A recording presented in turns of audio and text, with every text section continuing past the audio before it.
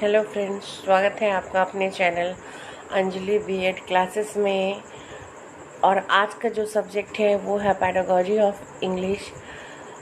आज मैं pedagogy of English बताने वाली हूँ और उसका ही एक वीडियो है evolution. What is evolution and explain the AIIMS and types of evolutions.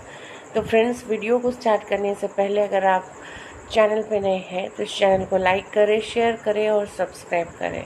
Bell icon को तो ज़रूर प्रेस करें ताकि जो भी नोटिफिकेशन हो आप लोगों को पहले मिल जाए। तो आइए फ्रेंड्स, हम लोग देखते हैं कि व्हाट इज़ इवोल्यूशन, इवोल्यूशन क्या है, and explain the AIIMS and types of evolution. ये क्वेश्चन जो है बहुत ही महत्वपूर्ण है। पेडागोजी ऑफ इंग्लिश का बीएड सेकेंड ईयर का चैप्टर है और ये इसका इम्पोर्टेंट जो क्वेश्चन है ये उन्हीं क्वेश्चनों में से एक है और बीएड सेकेंड ईयर में तो ये आ ही जाता है लगभग हर वर्ष में। तो आइए फ्रेंड्स, हम लोग देखें। सबसे पहले हम लोग जानें कि व्हाट इज़ इवोल्यूशन, मूल्यांकन है क्या। और पहले इसके बारे में हम लोग पहले थोड़ा सा इसकी अवधारणा को जानते हैं और फिर बाद में हम लोग इसकी परिभाषा के बारे में जानेंगे।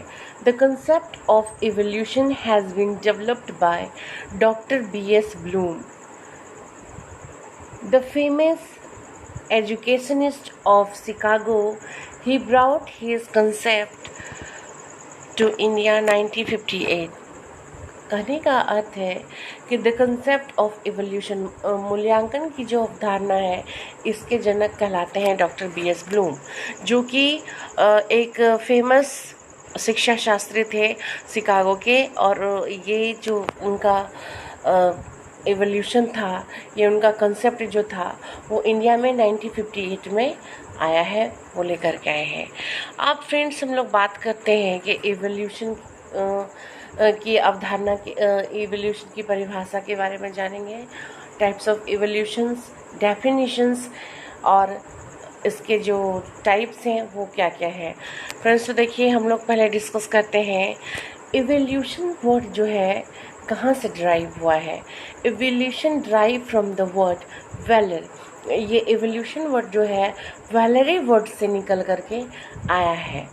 और आइए पहले हम लोग देखते हैं कि इम्पोर्टेंस ऑफ इवोल्यूशन, मतलब कि मूल्यांकन की जो है इवोल्यूशन का इम्पोर्टेंस क्या है। सबसे पहले जानते हैं हम लोग evaluation is an essential part of teaching. We can not separate teaching and evaluation और टेस्टिंग। इसका तात्पर्य यह है कि evaluation is an essential part of teaching. Teaching learning करने में इवोल्यूशन, मूल्यांकन जो है सबसे एसेंशियल, सबसे ज़रूरी, महत्वपूर्ण एक हिस्सा है। We can not separate teaching and evaluation और टेस्टिंग। हम लोग जो है टीचिंग मतलब सीखने के अधिगम को मूल्यांकन से अलग नहीं कर सकते। मूल्यांकन अगर होगा तो अधिगम भी होगा और अधिगम अगर होगा तो मूल्यांकन उसमें ज़रूर होगा। सेकेंड पॉइंट है, it helps the teacher to know how the successful student were in learning new skills. इसका कहने का मतलब क्या है कि it helps the teacher to know, ये टीचर को भी मदद करता है कि जो स्टूडेंट्स हैं वो कहाँ तक अपने लर्निंग स्किल्स में सक्सेस करते हैं, क्या सीखते हैं, कैसे सीखते हैं, कहाँ तक उनको समझ में आती है। जैसे कि फॉर एग्ज़ाम्पल LSRW, इनका जो स्किल्स है LSRW जो है लिसनिंग और ये सारा LSRW, ये तीनों जो है ये चारों महत्वपूर्ण है। आइए फ्रेंड्स, अब हम लोग देखते हैं कि इवोल्यूशन के बारे में। Evolution also help the students to determine which area of learning require more attention। यानी कि इवोल्यूशन स्टूडेंट को भी हेल्प करता है उस क्षेत्र में जहाँ की पता चले कि वो कहाँ पर उसको ज़्यादा अटेंशन की, मोर अटेंशन की रिक्वायर्ड है, जहाँ पे ज़्यादा ध्यान देने की आवश्यकता है, किस कौन से पार्ट में उसको प्रॉब्लम है, कहाँ वो अधिगम नहीं कर पा रहे हैं। नेक्स्ट पॉइंट है, it help to give a clear estimate of educations activity and teaching method. ये क्लियर एस्टिमेट रखता है जो है टीचिंग मेथड का, जो भी मेथड यूज़ किया जाता है वो कॉन्सेप्ट एकदम क्लियर कर देता है। अब आइए देखते हैं कुछ जो हमारे शिक्षा शास्त्री हैं वो क्या कहते हैं। According to doctor B.S. Bloom, evaluation is a social and psychological activity. Doctor Bloom क्या कहते हैं कि एवोल्यूशन जो है सामाजिक और साइकोलॉजिकल एक्टिविटी है, सामाजिक और मनोवैज्ञानिक प्रतिक्रिया है डॉक्टर ब्लूम्स के हिसाब से। एनसीईआरटी क्या कहती है कि evolution is a continuous process of teaching learning activities. NCERT के अनुसार एवोल्यूशन जो है सतत और व्यापक प्रक्रिया है और वो चलती रहेगी, बिना रुकने वाली प्रक्रिया है।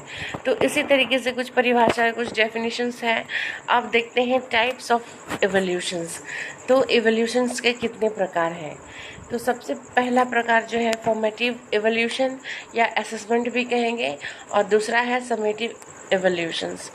फॉर्मेटिव असेसमेंट या एवोल्यूशन जो है टेस्ट टू टीच होगा, यानी कि टेस्ट मतलब टेस्ट के लिए जो है उसको पढ़ना है, यानी on going evolutions during an instructional period, यानी आप शैक्षिक कार्यकाल के जो शैक्षणिक आपका संस्थान है या जो शैक्षणिक आपका पाठ्यक्रम है, पढ़ने के दौरान में आपका फॉर्मेटिव असेसमेंट होता है, और समेटिव जो होता है एंड ऑफ द सेशन होता है। आइए फ्रेंड्स, तो अब हम लोग देखते हैं कि समेटिव जो है और फॉर्मेटिव असेसमेंट और समेटिव असेसमेंट में क्या अंतर है। तो पहले हम लोग देखते हैं formative assessment. Formative assessment evolution जो है is used during the teaching learning process. Formative assessment पढ़ने के क्रम उसके जो प्रक्रिया है चल ही रही है, आप उस बीच में फॉर्मेटिव असेसमेंट आपका चलता रहेगा। दूसरा क्या है समेटिव एवोल्यूशंस। तो समेटिव एवोल्यूशन जो है use to after the course, यह कोर्स के या सेशन के अंत में जो एग्ज़ाम होता है वो चीज़ है, उसका मूल्यांकन होता है, वो है समेटिव एवोल्यूशन। दूसरा है फॉर्मेटिव असेसमेंट का दूसरा पॉइंट है the aim of this evaluation is to improve students learning and teachers learning too. यहाँ जो है फॉर्मेटिव असेसमेंट में हम लोग देखते हैं कि इसका जो उद्देश्य है वो टीचर और स्टूडेंट दोनों के लर्निंग प्रोसेस को सुधारता है और दोनों के को इम्प्रूव करता है। लेकिन समेटिव इस इवोल्यूशन में क्या होता है, its purpose is to evaluate the student achievement. यहाँ पे सिर्फ और सिर्फ स्टूडेंट के अचीवमेंट को दर्शाया जाता है समेटिव असेसमेंट में। फिर से फॉर्मेटिव में क्या होगा, generally teacher made test are used for this. अब फॉर्मेटिव में और क्या होता है कि टीचर मेड टेस्ट होता है। Teacher made test it means कि आप टीचर जो है यूनिट टेस्ट ले लेते हैं, ग्रुप टेस्ट ले लेते हैं, तो ये सारे टेस्ट पे यानी टीचर मेड टेस्ट पर ये आधारित होता है। लेकिन जो समेटिव होता है वो स्टैंडर्डाइज टेस्ट के आधार पर होता है, उसका एक पूरा प्रोसेस होता है। और फिर फॉर्मेटिव असेसमेंट का जो है क्या है, इट प्रोवाइड फीडबैक, ये फीडबैक देती है। लेकिन समेटिव जो है रिजल्ट आपको देती है, it provide results. Last point है it is a continuous and regular process. Formative जो है कंटिन्यूअस एंड रेगुलर प्रोसेस है, लेकिन समेटिव जो है it is not a continuous process and non regular process. तो ये था हमारा फॉर्मेटिव असेसमेंट और समेटिव इवोल्यूशन में अंतर। फ्रेंड्स, तो ये वीडियो कैसा लगा आप लोगों को? अगर समझ में वीडियो आ गया है तो चैनल को लाइक शेयर सब्सक्राइब करें, वीडियो को अंत तक देखें फ्रेंड्स।